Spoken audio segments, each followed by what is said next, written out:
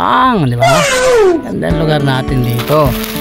Ha? Waiting na lang tayo kay ma'am. Palabas na lang kasi hindi pwede pasok at marami aso. Yan guys, oh, ito nyo naman yung pagkabukid dito. Wow, nakaka-refresh, no? Kahit mainit. No? Ito yung magandang areahan guys, ha? Wow. Oh, di ba? Saan ka pa? Shopee para sa bukid. Alam nga natin, mga areahan na gustong-gusto natin.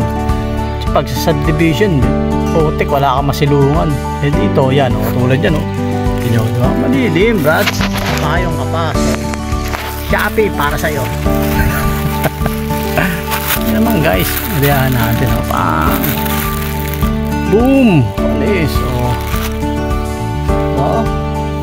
Oh. Areahan natin guys. Kita ko sa inyo guys, areahan talaga natin malupit. Ah. Yun, oh, di ba? Akang, this is what I love.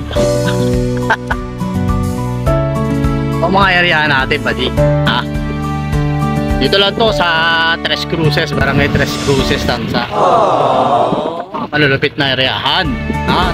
Masarap deliveran. Kahit paghintay ka kasi mag-enjoy ka, yun, oh, pang kapit. O, da.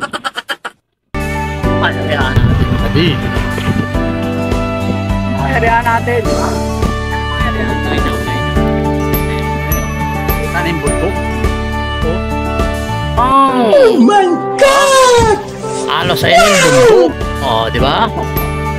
Susunod, magkakaroon din tayo ng customer dyan. Dyan, ano? Gago! Dyan, magkakaroon tayo dyan ng customer sa bundok. Mga areahan yan, no? Di Moterong Budoy, shout out. Ayun, no? Ano, tara.